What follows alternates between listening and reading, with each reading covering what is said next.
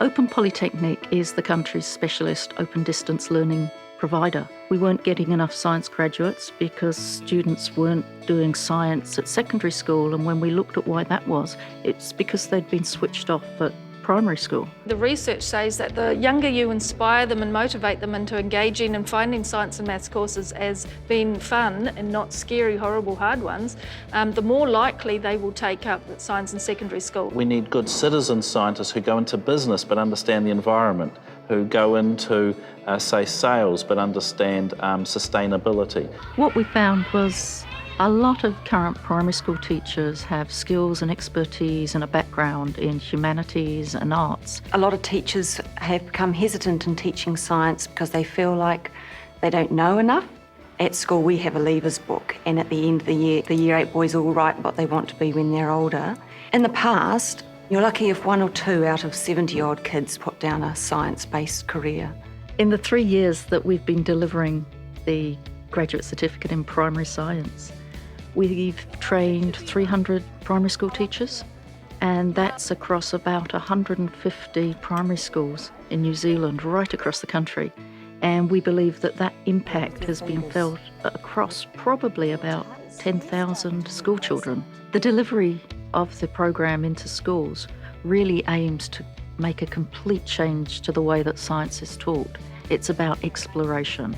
It's about excitement. It's about let's investigate this together and see what's happening and why it's happening. It's just a matter of seeing that science and mathematics everywhere in authentic context, so you can teach them through art, through music, through anything really. Before I did the course, I was just a standard classroom teacher. Now I feel like I'm a science teacher. I like exploding stuff.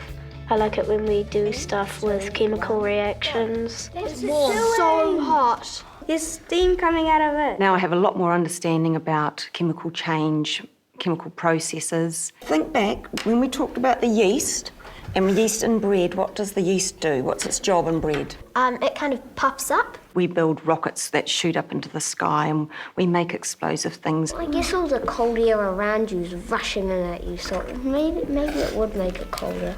The thing about the online platform and the online programs is that our students can get together, whether that's through forums or through chat rooms, that they can engage with each other and they can share ideas, concepts, resources. There's also people like me, as real life teachers, experienced teachers. At the end of a phone, there's Skype. So it's that mix of accessing through the internet resources, but also accessing people. I've just found this really good resource here. It's great because it's interactive. Just going down to the micrometer. Part of the course is looking at lots of different things that the internet offers. We're going to go down to a picometer, hemoglobin. Once you're confident in your knowledge, then your enthusiasm increases. Your enthusiasm then becomes contagious. I want you to put them together to make a simple circuit, make the light bulb go. All the correct language, scientific language is used right from the word go. So I have 5-year-olds that know the names of all the components for electricity. They know acids and bases by name. And check. We have it. So what do you think this is? Battery. And what do you think this is? Switch. And this one? We believe the Primary Science Initiative in New Zealand is probably a world first. We looked at other areas where we could be involved in developing programs for primary school teachers. And obviously mathematics was the next one. The mix of the hands-on practical work applies just the same to maths as it did to science.